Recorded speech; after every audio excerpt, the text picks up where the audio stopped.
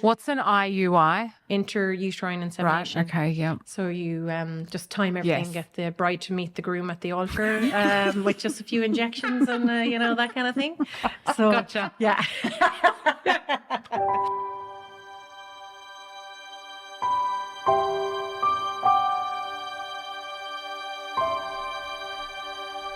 Hello everyone and welcome back to No Place Like Home. My name's Kath and I am going to be co-hosting today with Larissa.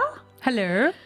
And how lucky we are to have the wonderful Pam with us today. So excited. Thanks, guys.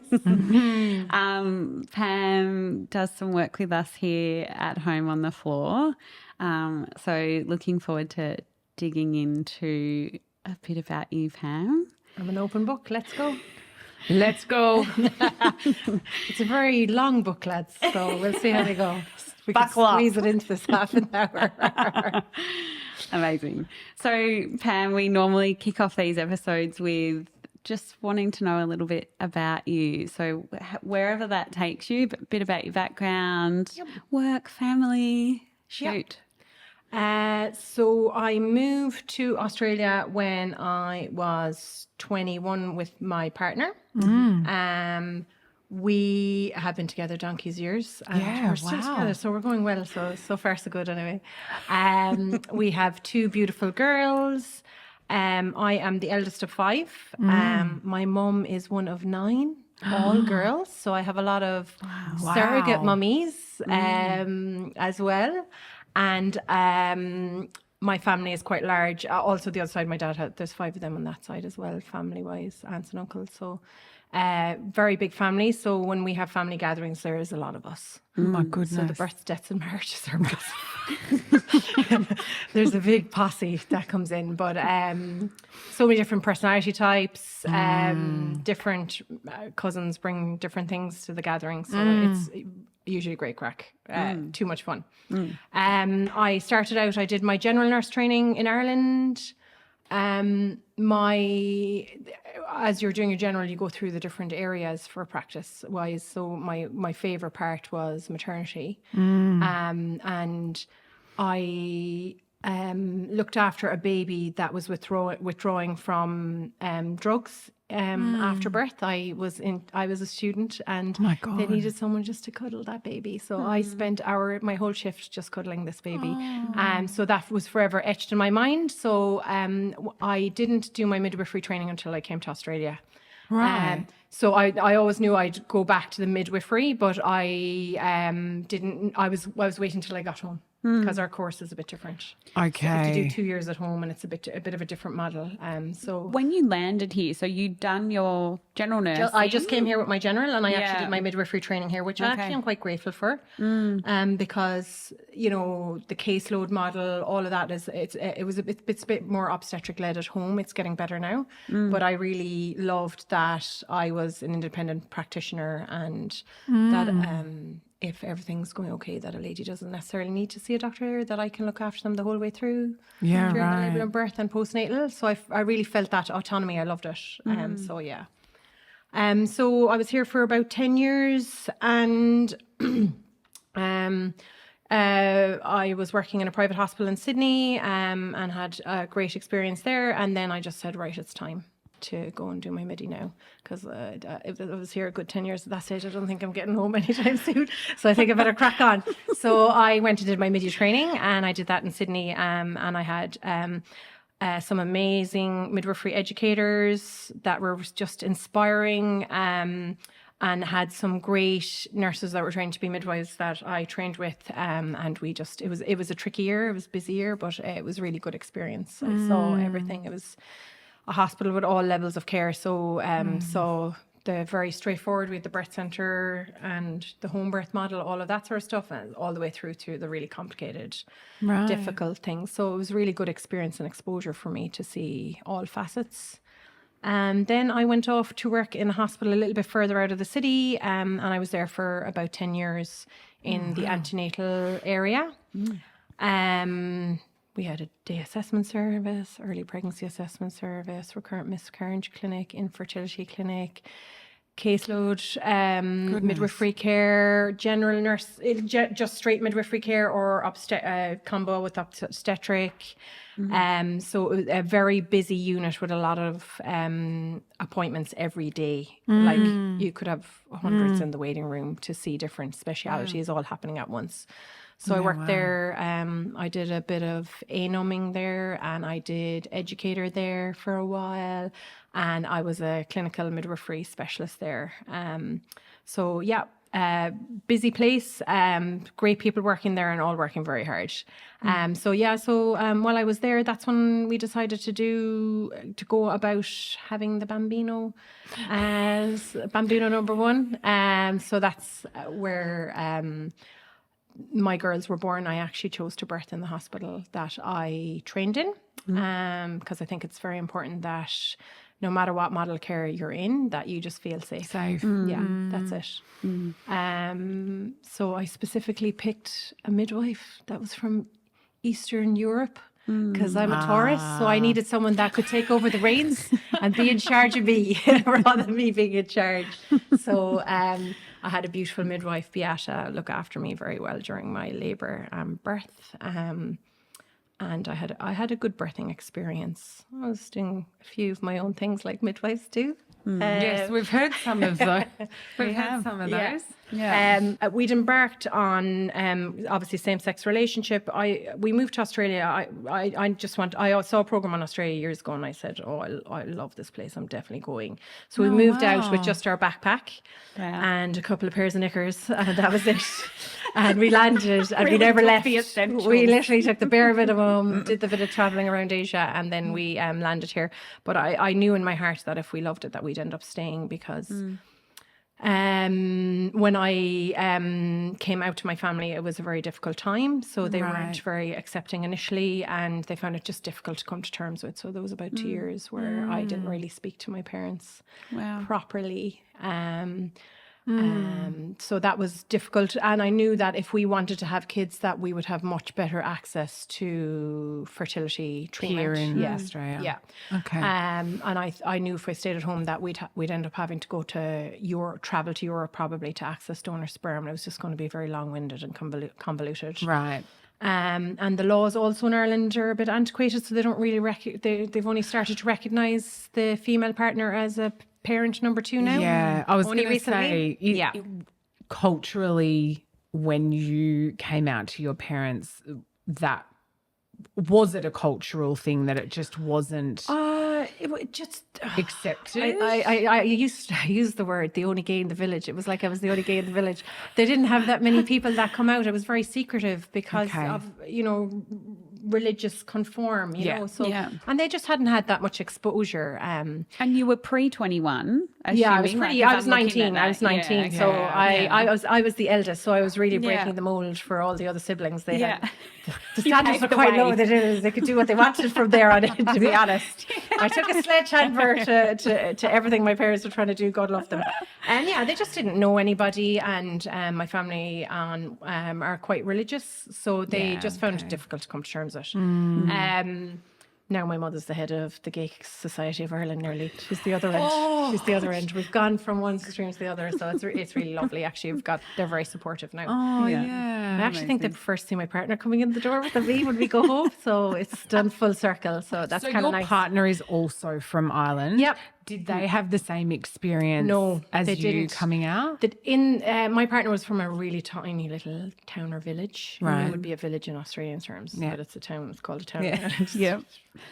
So in the town, there was lots of people that were very supportive. So, but the family were very supportive. Her parents just went with it. And also, her sister is also in a same-sex relationship now. Right. So they were very, so it was a bit of a different experience for her. Yeah. Okay. Where were you working at the time that you and your partner decided you were going to start your journey into parenthood? We were here in Australia. Well, when we were working together in a pub in Ireland, so that's when we discussed, and I'd like to have a family, and my partner was like, yeah, that'd be nice, but yeah, sure, let's see how things go. And then it's when we moved out to Australia. So we always had the plans to, but we kind of were here for quite a while before I actually ended up doing it. We were having good times. But you had done your midwifery training at that stage? I had, and I was qualified a while. And I was, I think, in my 30s. Yeah. Okay. So the laws in Ireland changed finally, where you could actually get married. And even though I didn't realise that was important to me, it was. So we went home and got married. And then I was like, okay, right, we're doing the marriage, house, babies. Yeah. And I didn't know that I was looking for that, but I obviously was waiting for that, I think. And then we went home to get married in Ireland, actually. It was really lovely. Was that recently? If things have had... 2017. Okay. Okay. Hold on recently. Oh, you'll be in trouble. No, you're going to get in trouble. No, hold on. It was 2016. Okay. Because my little 9 years ago. Yeah, so just before we left, it's like, I kicked into mode of, right, we'll need to get a house and we'll get married and then we'll get on the baby. So I went for my consult with the fertility doctor before I left, and we were told that it would be another year before we'd be able to access the donor program, because they at that time they had a bit of a shortage, even though they were importing from other countries.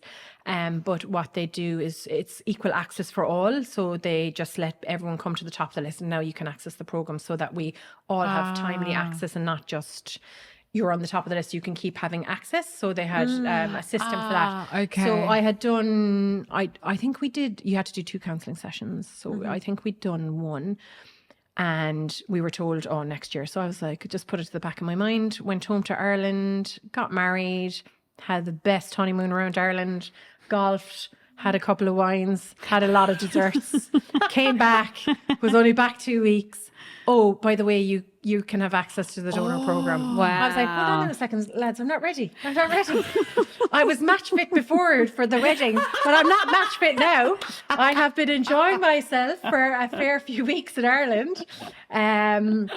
So, and then I just took it as a sign that, the universe, things happen for a reason. I'm a big believer in that. So I didn't delay. I also didn't count the months ahead. So I got married on a certain date in the year, and my brother said to me while I was at home, would it be okay if we shared our wedding date, because it's the church, the venue's available next year for me to get married. And I said, that's lovely. Yeah, share the date. I don't care if it's the same day. That's lovely. And I didn't, when I went ahead with my treatment, really think about that. But I had the baby, and like 3 weeks later, I was getting on a flight to go home to Ireland. Oh my goodness. I was like, this has got to happen. This is my only brother. I got to get back to Ireland. So now we all share the wedding anniversary. So I've now made the other siblings all have their weddings on the same day. So we can remind each other of our anniversaries. So my God. yeah, so 4 out of us, of the 5 of us, have our wedding on that day. And in the same church as well? No, different ones. Okay. Mine wasn't a church wedding. Mine was in the hotel, because we're still a bit behind schedule here. At the church. You weren't allowed in the churches yet? No, not yet. Yeah, so wow. so that was nice. But I was just in the bubble of, it's happened, so I should just jog on, because that's what the universe is telling me to do. So I had to quickly flake in, do the second counselling session that we needed to tick it off. And then my period had come, I had to quickly collect my meds, and then I was starting the meds the next day, and check. I had to pick my donor as well, obviously, overnight. Wow.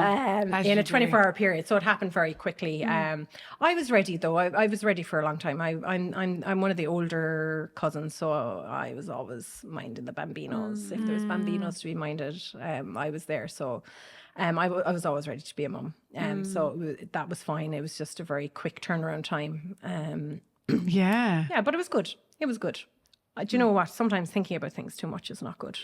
Sometimes absolutely. And you'd worked in and amongst the industry for some time. If you're planning to go ahead, even though someone's given you a year timeline, you're probably like, let's just crack on. Yeah. So, look, it happened. It worked out, and it was good. And luckily enough, we were able to use the same donor for our other daughter as well. So once we gave birth, we were able to. You're allowed to buy ahead this all of the vials, whatever, as many as you want from the same donor if you want, so you can complete your family. So they're full siblings, so that's really nice. So I was happy with that. That was able to happen. Amazing. Yeah, for them. Yeah. Yeah. So then I realized my due date was like pretty close to the wedding. After it had happened, I went ahead with it because I was like, oh well, you know, You weren't going to, you know. wouldn't, even if you had have remembered, I doubt that you would have not. I didn't think it was going to work, it. to be honest, because Yeah. being in the business, you're like, oh no, I'll have to do First it a time. few times and then Yeah. it'll work out. So I was like, I'll just do this one. And plus at that time, Medicare didn't cover, unless you did 2 IUIs. For same-sex couples, they wouldn't cover any costs for us at all. It's only has just that come into changed now? just Okay. literally in the What's an last few weeks. IUI? Intrauterine Right. insemination. Okay. Yeah. So you just time everything, Yes. get the bride to meet the groom at the altar with just a few injections and, you know, that kind of thing. So, Gotcha. yeah. At the right time, at the right day. yeah. You know, The real traditional way. yeah, which is the traditional wedding bride and groom thing. Rachel's crying in the background from laughter. Yeah. Well, that's how my fertility specialist described it to me. So love I was that. like, it's actually, yeah, we're just getting the bride to meet the groom at the top of the altar. It's fine. I was like, oh, yeah, that's great. That's actually a really good analogy. So is. I've used it ever since. I've love robbed it. Yeah. So, but then my brother's wedding was coming up. So I was trying to induce my own labour, going, I got to have this baby at 38 weeks. No. Oh, wow. Because I need to get the baby to open its eyes for the passport. Oh my God. Oh my God. The forward thinking here. Yeah. Oh, I got in a lot of trouble from my co-midwife friends. I had some senior midwives, like seasoned pros, going, Pamela, you got to stop because you're putting too much pressure on yourself. You're putting too much pressure on your body. You're putting too much pressure on this baby. These babies come when they want. You know what it's like. And they're like, you're going to give yourself postnatal depression if this doesn't work out. It's like, it'll be fine, lads. It's fine. It's going to work. It's correct. And I had the baby at 38 in a few days. Stop it. There'll God. be people wondering what on earth you did. I guess we can talk about that. Oh, I've got so many ideas, lads. Just text me. I'll tell you what is to happen. It's fine. So we had, so I managed it. So they were pretty worried about me because I was going, no, I'm going to have the baby at 38. I was like so convinced in my mind. And even when I had my last antenatal appointment with my midwife, she was like, oh, I've got a conference that I'm presenting in the hospital. It's an international conference on Friday. Because I was 38 weeks. And I was like, I think this is a Monday or a Friday. And she goes, so if you could not have the baby Friday, that would be great. And I said, I'm so sorry, but I'm actually having the baby Friday. I have a feeling that it's going to happen Friday. I don't know why. Stop it. And she goes, oh, no, please. No, not Friday. Any other day, Thursday, Saturday, not Friday. I said, I'm really sorry. I think it's happening Friday. I don't know why I've got this feeling. This gush came over me where I said it's happening Friday. So she goes, okay, I'll prepare myself. Oh my God. So did you have the baby on I the had phone? the baby wow. on the day of her conference. Stop it. Yeah. So in between, I was minding the I had an epidural. I didn't want to have an epidural, but I think I was so scared. When you're a midwife, just because you're a midwife doesn't mean you know it all, or it can be a bit scary being on the other side. You've seen too much. Yes. You've seen some great births, and when they're amazing, but when they're difficult, they can be very difficult. Yeah. So I think I was a bit scared. So I think once I had the epidural, I had it like quite late, like I think it was nearly 9 centimeters, like, nah, get me the epidural, I want it. Wow. And I told her I didn't want it.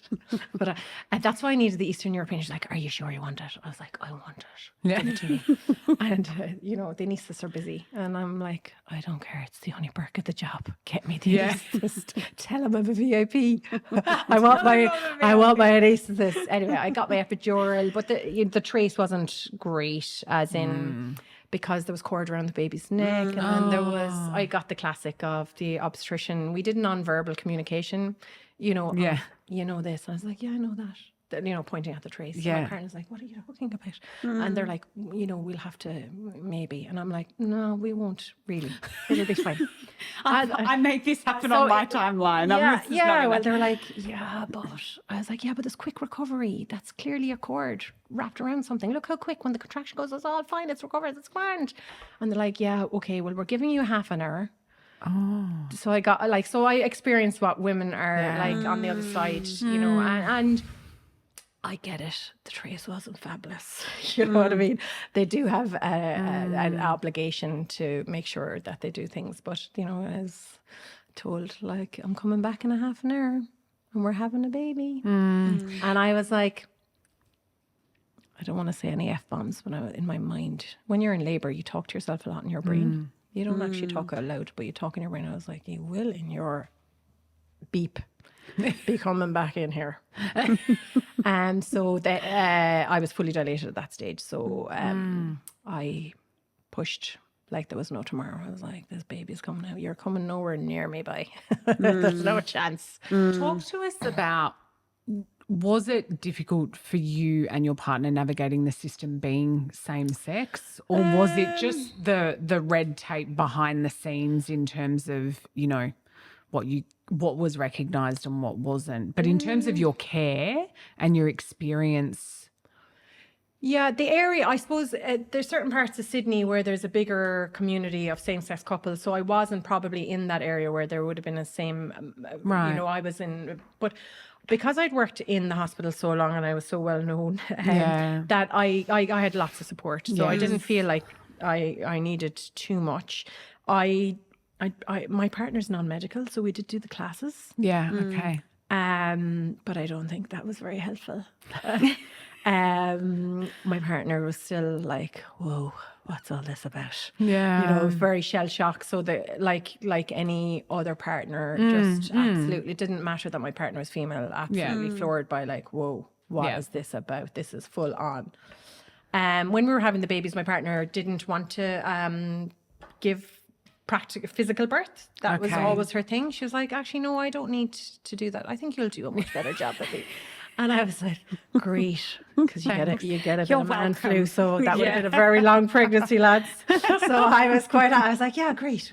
So I think I plodded along my pregnancy, you know, so, like some of the appointments were with my partner, some of them were quickly, have you got 5 minutes, we'll do a quick checkup there, blah, blah, blah. Do you know, so I was doing it in between. But no, I had a lot of support where I was birthing, so I can't complain about that. I didn't feel any way different. And my fertility specialist was a lovely Scottish guy, and he was good fun as well. So we had good fun with him as well. Oh my God, that would have been quite the room. Oh yeah, it was good fun. Yeah, so so I felt like I was in really good, safe hands. Yeah, and I think it says a lot about somewhere if you're willing to birth where you work. I think. Because, you know, sometimes not so great things happen. Yeah. So when we hear about those things, so, you know, knowing that you're in a safe place to birth, it doesn't matter what way you want to do it, as long as you feel like you're in safe hands and that you're being listened to.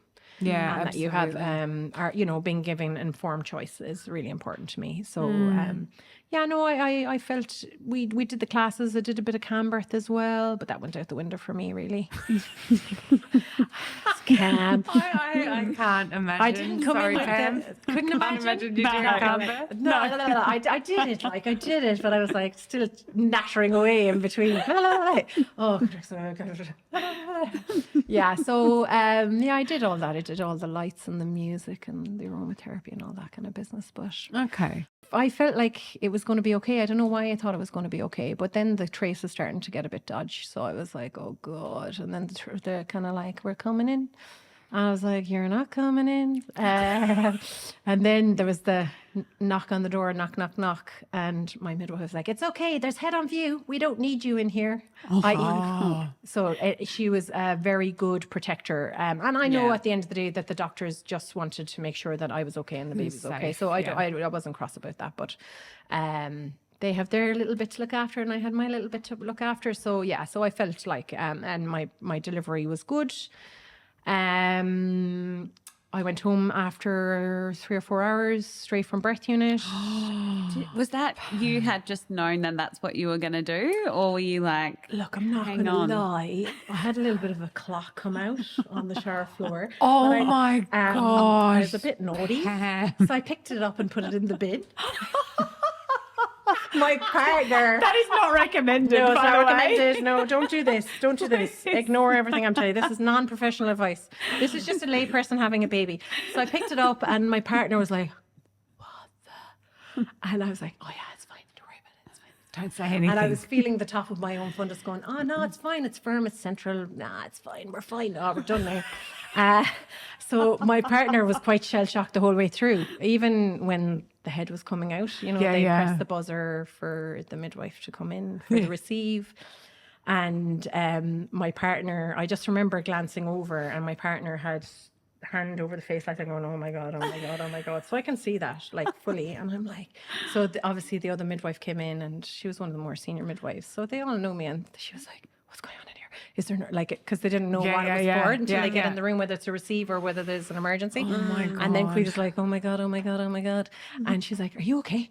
And then I was like, in my mind, I'm like, do not faint, okay? Because that will be so embarrassing for me right now. Please don't do that. So this is what I'm talking about. My baby's just about to be born. Don't faint, don't faint. And then I'm looking at her going, looking at the lovely midwife going, hey, just ignore her. Just ignore her. She's fine. Just carry. Come in. You're here for me in the baby. Oh my just ignore that. goodness.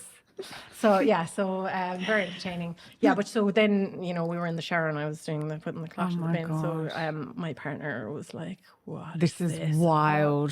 Psychedelic out of body experience. What the Oh my God. is going on here? Yeah. We're going to continue this psychedelic story Journey with Pam. in our next episode.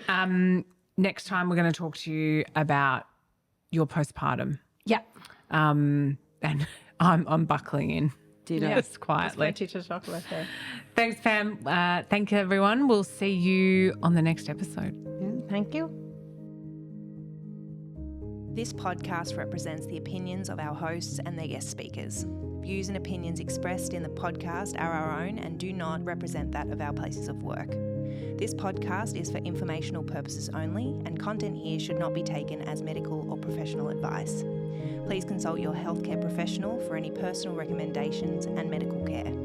While we make every effort to ensure that the information we are sharing is accurate based on the best available information at the time of recording, we welcome any comments, suggestions or feedback via our website contact form, home.com.au/contact. Names and details of personal experiences may have been changed to allow for anonymity and privacy. To join the conversation, join us on social media at Home Postpartum.